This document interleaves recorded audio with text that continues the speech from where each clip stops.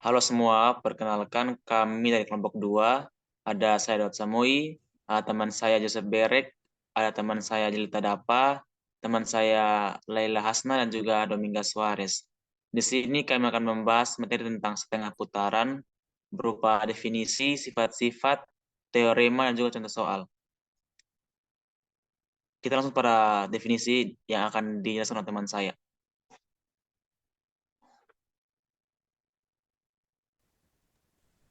Baik, untuk yang pertama definisi satu, dikatakan bahwa sebuah setengah putaran pada satu titik A adalah suatu padanan S yang didefinisikan untuk setiap titik pada bidang sebagai berikut. Untuk yang pertama, apabila P tidak sama dengan A, maka SAP sama dengan P aksen, sehingga A di titik tengah ruas garis P dan P aksen. Dan yang kedua itu SA sama dengan A. Untuk definisi dua, pencerminan atau refleksi terhadap sebuah titik disebut sebagai setengah putaran, dan setengah putaran dilambangkan dengan SAP, di mana S merupakan lambang setengah putaran. A adalah titik putarnya, dan P adalah titik yang akan ditransformasi. Berikut,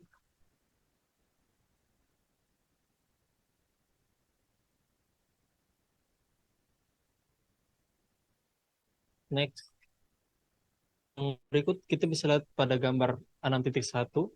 Dari gambar di atas bisa kita lihat bahwa titik R yang di setengah putaran pada titik yaitu R aksen dengan lambang R aksen SAR. Titik P di setengah putaran pada titik P aksen dapat ditulis P aksen SAP. Sedangkan untuk di titik R sama dengan titik A yang di setengah putaran kan terhadap titik A, maka hasilnya adalah titik R itu sendiri. Sedangkan untuk garis pada seperti pada gambar 6.2 yang di bawah, misalkan akan dibuat setengah garis putaran G terhadap titik A. Maka langkah yang pertama itu kita ambil dua buah titik pada garis G, yaitu titik P dan titik Q. Dan langkah kedua, lakukan setengah putaran dari titik P dan titik Q terhadap titik A, sehingga didapat SAP sama dengan P aksen dan SAQ sama dengan Q aksen. Dan langkah yang ketiga, hubungkan titik P aksen dan titik Q, didapatkan garis G aksen yang merupakan hasil setengah putaran garis G terhadap titik A yang ditulis SAG sama dengan G aksen. Next.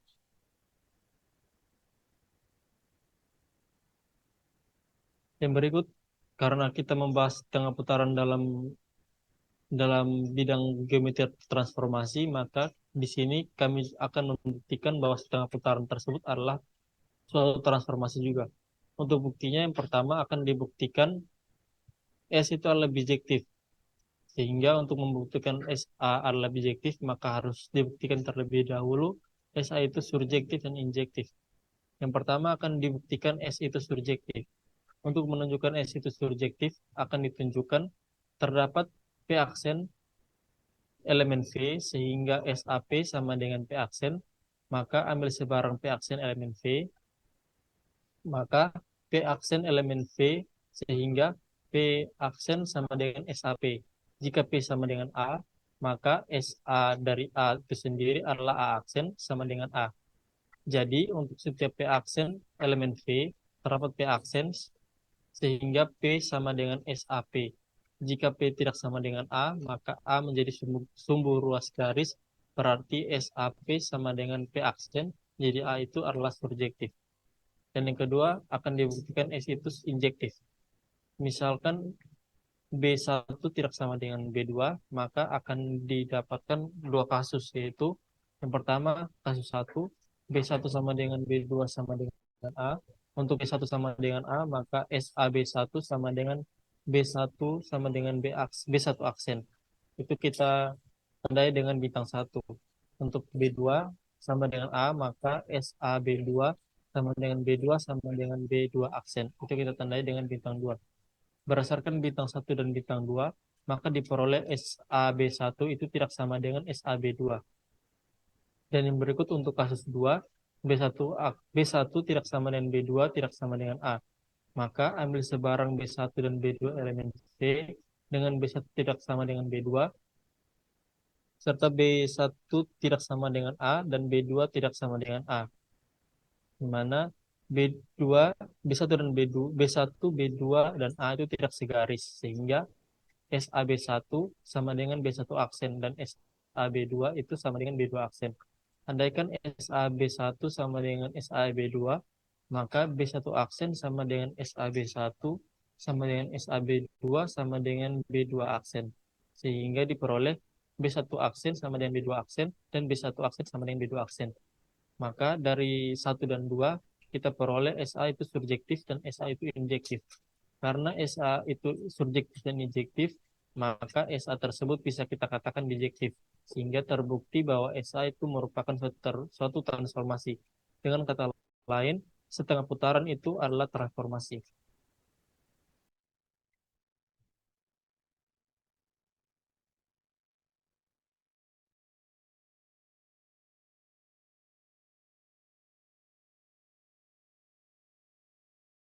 Berikutnya mengenai sifat-sifat pada setengah putaran. Di sini kami mengambil atribut sifat. Yang pertama, refleksi pada titik tidak mengubah orientasi. Yang kedua, refleksi titiknya isometri di mana setengah putaran menjaga jarak. Yang ketiga, refleksi pada suatu titik mempertahankan sudut. Yang keempat, refleksi pada titik memetakan garis sejajar ke garis sejajar. Yang kelima, semua garis yang melewati pusat setengah putaran sudah diperbaiki. Yang keenam, pemantulan yang berurutan pada beberapa pusat menghasilkan translasi jika jumlah pantulan genap, atau setengah putaran lagi jika jumlah pantulan ganjil. Yang ketujuh, urutan refleksi penting, di mana dua refleksi tidak berpindah-pindah. Faktanya untuk dua pusat O dan Q, di mana SO, SQ sama dengan negatif SQ, SO. Berikutnya untuk teorema akan dijelaskan oleh teman saya. Baik, selanjutnya kita akan masuk ke teorema-teorema pada setengah putaran. Nah, teorema yang pertama, andaikan A sebuah titik, G dan H dua garis tegak lurus yang berpotongan di A, maka SA sama dengan MG MH. Bukti, diketahui A sebuah titik, G dan H dua garis tegak lurus yang berpotongan di A. Yang pertama, untuk kasus pertama, P tidak sama dengan A. Karena G tegak lurus dengan H, maka dapat dibentuk sebuah sistem sumbu ortogonal dengan G sumbu X dan H sebagai sumbu Y. A sebagai titik asal. Kemudian kita ambil titik P elemen V. Kita bisa lihat pada gambar berikut. Nah, ditunjukkan bahwa untuk setiap P, berlaku SAP sama dengan MG MH P. Andaikan PXY tidak sama dengan A dan SAP sama dengan P double aksen X1 Y1, karena SAP sama dengan P double aksen, maka A titik tengah P aksen. Sehingga ada persamaan berikut dan akan diperoleh X1 sama dengan negatif X dan Y1 sama dengan negatif Y. Artinya apa? Artinya SAP sama dengan, kemudian komposisi pencerminan. MG MHP sama dengan MG MHP sama dengan MA sama dengan MG MH. Untuk kasus yang kedua, P sama dengan A. Nah, menurut definisi SAA sama dengan A. Kemudian MG MH A sama dengan MGA sama dengan A. Dari persamaan 1 dan 2 diperoleh SAA sama dengan MGMHA. Jadi SA sama dengan MGMH. Next.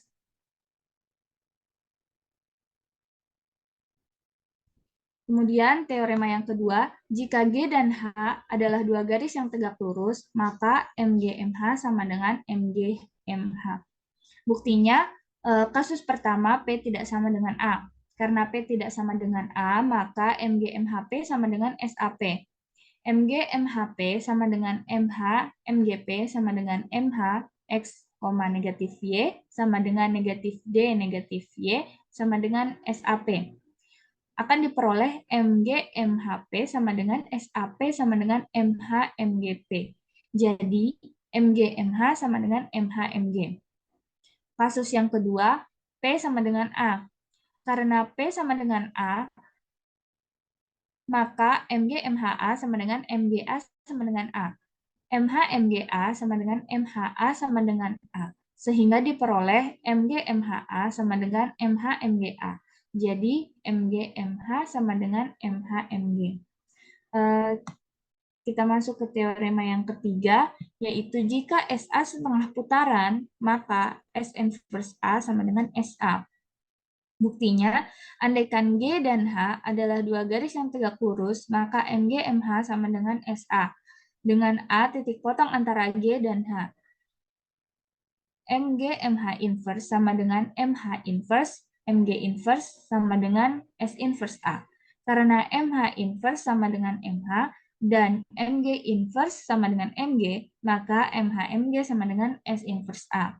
Karena G tegak lurus H, maka menurut teorema sebelumnya MG-MH sama dengan MH-MG, sedangkan menurut teorema yang sudah kita buktikan juga SA sama dengan MG-MH. Sehingga diperoleh S inverse A sama dengan MH-MG sama dengan MG-MH sama dengan SA.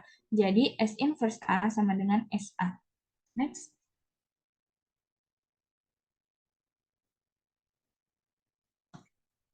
Untuk teorema yang keempat, jika A sama dengan A, B dan P sama dengan X, Y, maka SAP sama dengan 2A dikurang X, 2B kurang Y. Bukti, kasus yang pertama, P tidak sama dengan A. Misalkan, P double aksen sama dengan X1, Y1 dan SAP sama dengan P double aksen, maka A adalah titik tengah dari garis P double aksen, sehingga akan diperoleh persamaan seperti yang ada pada PPT. Nanti itu akan didapatkan persamaan 1 dan persamaan 2, yaitu X1 sama dengan 2A kurang X, Y1 sama dengan 2B kurang Y. Jadi dari persamaan 1 dan 2 ini akan diperoleh X1, Y1 sama dengan 2A kurang X, 2B kurang Y. Karena SAP sama dengan P double aksen, maka SAP sama dengan X1, Y1 sama dengan 2A kurang X, 2B kurang Y. Jadi SAP sama dengan 2A kurang X, 2B kurang Y. Untuk kasus yang kedua, untuk P sama dengan A, karena P sama dengan A, maka X, Y sama dengan A, B. Artinya A sama dengan X dan B sama dengan Y. SAP sama dengan SAA sama dengan A sama dengan A, B. A, B sama dengan 2A kurang A, 2B kurang B. Nah, di sini kita ganti A dan B-nya dengan X dan Y. Jadi, sama dengan 2A kurang X, 2B kurang Y. Jadi, akan didapatkan SAP sama dengan 2A kurang X, 2B kurang Y. Selanjutnya kita akan masuk pada teorema 5. Nah, teorema 5 ini mengatakan bahwa andaikan SA itu suatu setengah putaran dan G adalah sebuah garis, apabila A bukan elemen dari G, maka SAG itu sejajar dengan G. Nah, berdasarkan teorema ini tentunya sudah kita ketahui bahwa SA itu sebuah garis G dan A bukan elemen dari G itu sendiri. Dan kita diminta untuk membuktikan untuk SAG itu sejajar dengan G. Nah, untuk pembuktiannya, yang pertama kita misalkan nih P elemen dari G, kemudian dan kemudian Q elemen dari G. Nah, karena sudah kita misalkan bahwa P elemen dari G, maka kita punya A sebagai titik tengah dari P aksen. Dengan P aksen itu sama dengan setengah putaran dari A terhadap B. Nah, karena Q elemen dari G, maka A adalah titik tengah juga dari Q aksen. Dengan Q aksen SAQ, dengan Q aksen SAQ. Nah, selanjutnya kita perhatikan gambar yang ada. Nah, dari gambar ini kita bisa menemukan segitiga APQ aksen dan segitiga AQP aksen. Nah, untuk kita membuktikan G aksen itu sejajar dengan G, maka kita harus menunjukkan segitiga APQ aksen dan segitiga AQP aksen adalah segitiga yang kongruen. Nah, kita punya nih M sudut dari PAQ aksen dan M sudut dari QAP aksen, di mana kedua sudut itu bertolak belakang. Nah, selanjutnya juga berdasarkan gambar kita dapat lihat kalau PA itu sama dengan A P aksen. Karena di sini A adalah titik tengah dari P aksen. Nah, kemudian kita lihat lagi bahwa QA itu sama dengan AQ, sama halnya yang tadi bahwa A itu juga merupakan titik tengah dari Q aksen. Nah, berdasarkan definisi kongruen bahwa sisi sudut dan sisi, sehingga segitiga APQ itu kongruen dengan segitiga AQ P aksen. Nah, karena segitiga APQ aksen itu kongruen dengan segitiga AQ P aksen, maka kita bisa katakan bahwa PQ aksen itu sama dengan QP aksen. Nah, karena kita sudah bisa membuktikan bahwa PQ aksen itu sama dengan QP aksen, maka otomatis terbukti bahwa G aksen itu sejajar dengan G. Otomatis SAG itu juga sejajar dengan G. Selanjutnya, kita masuk pada teorema 6. Nah, kita punya teorema 6 yang mengatakan bahwa hasil kali 2,5 putaran dengan pusat yang berbeda tidak memiliki titik tetap. Nah, untuk membuktikan teorema ini, kita perlu misalkan ada A dan B elemen dari V, di mana V adalah ruas Euclid dan A itu tidak sama dengan B. Nah, untuk kita membuktikan SA dan SB tidak memiliki titik tetap, kita misalkan lanjut bahwa G itu sama dengan garis AB. Nah, kemudian H itu sejajar dengan garis AB di A, dan K sejajar dengan garis AB di B. Nah, kita akan menunjukkan bahwa SA, SB itu sama dengan MH, MK. Nah, karena SA itu sama dengan MG, MH, dan SB itu sama dengan MG, MK, maka kita dapat tulis bahwa SASB itu sama dengan MG, MH dikali dengan MG, MK. Atau kita dapat menuliskan MG, MH dikali MG, MH dan MG itu terhadap MK itu sama dengan MG, MH, MG untuk MK. Nah, atau kita dapat menuliskan juga bahwa MH, MG, MG untuk MK itu sama dengan MH, MG, dan MG untuk MK. Atau MG dikali MG itu kan identitas. Maka kita peroleh MH dikali I dikali MK itu sama dengan MH dikali MK. Otomatis teorema 6 ini terbukti bahwa hasil kali 2,5 putaran dengan sudut yang berbeda tidak memiliki titik yang tetap. Nah, selanjutnya kita lihat teorema 7. Nah, teorema 7 ini mengatakan bahwa jika A tidak sama dengan B adalah 2 titik, maka otomatis hanya ada 1,5 putaran yang memetakan A pada B. Nah, untuk membuktikan ini, sebelumnya kita sudah ketahui di teorema bahwa A itu tidak sama dengan B. Karena kita akan membuktikan ST dari A sama dengan B, di mana T adalah titik tengah untuk ruas garis AB, maka misalkan selanjutnya adalah ada 2,5 putaran, di mana ada setengah putaran SD dan SE, sehingga SD terhadap A itu sama dengan B, dan SEA itu sama dengan B. Maka di sini kita bisa katakan SDA itu sama dengan SEA, atau selanjutnya kita lihat S inverse dari D itu dikali SD dari A itu sama dengan S inverse dari D untuk SE dari A. Karena S inverse dari D itu sama dengan SD itu sendiri, maka A itu sama dengan SD, SE, A. Nah, kemudian kita lihat lagi jika D itu tidak sama dengan E, maka otomatis A itu adalah titik tetap dari SD, SE. Sehingga hal ini tidak mungkin ada lebih dari 1,5 putaran yang menyatakan A pada B.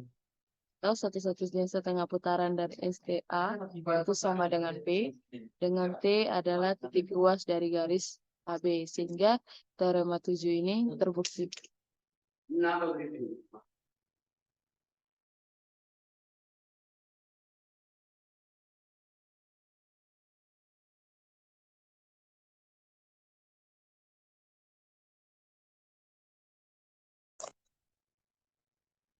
Baik, saya akan melanjutkan contoh soal tentang setengah putaran.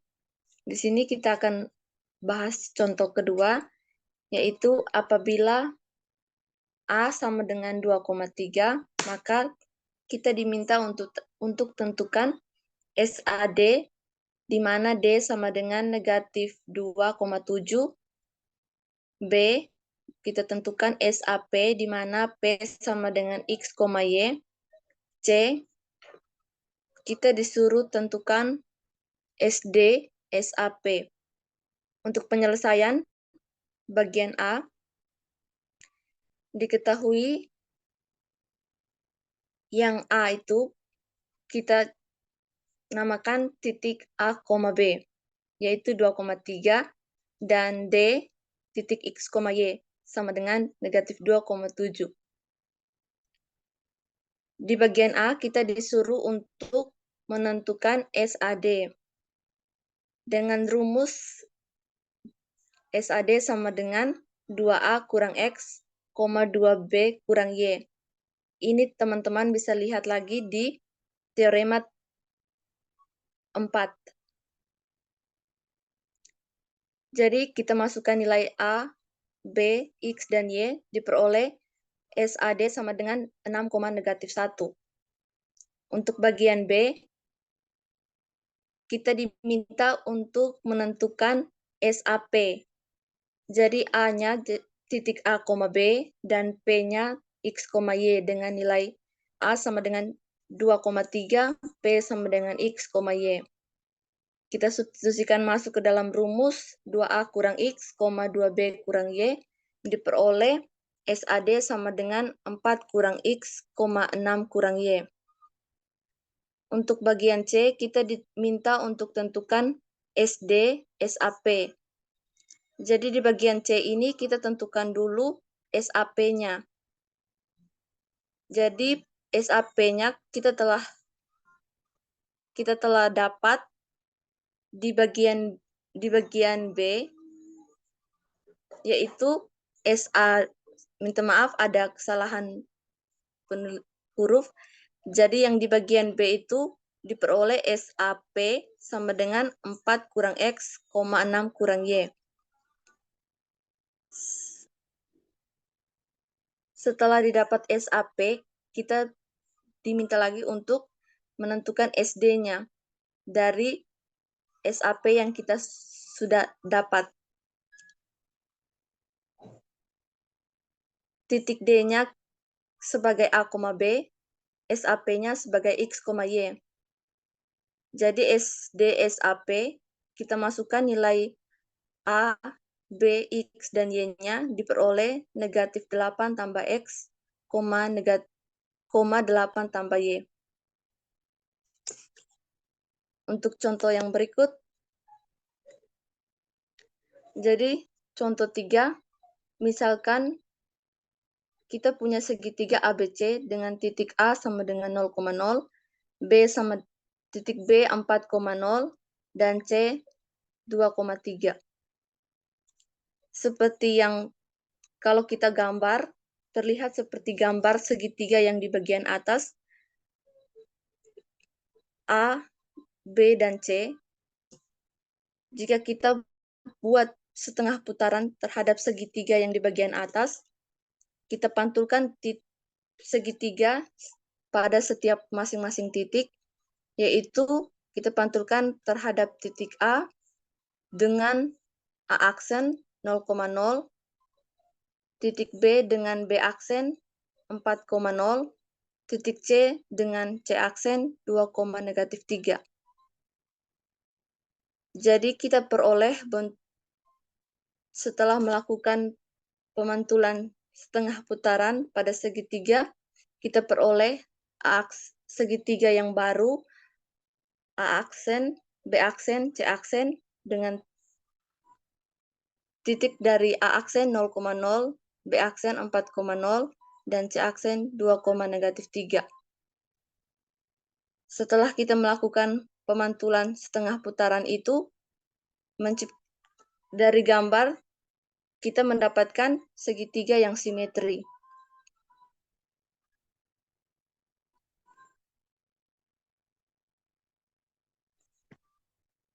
Yang berikut Contoh penerapan pemantulan setengah putaran dalam transformasi geometri. Contoh penerapan yang pertama yaitu pada desain simetri.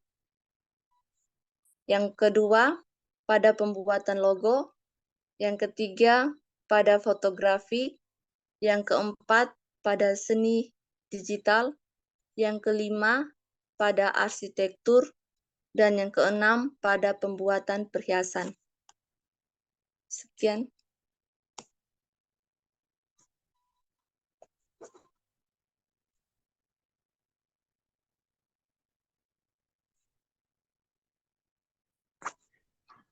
Sekian dari kami mengenai pemaparan materi mengenai setengah putaran. Untuk referensi, teman-teman bisa scan pada barcode di bagian bawah. Terima kasih.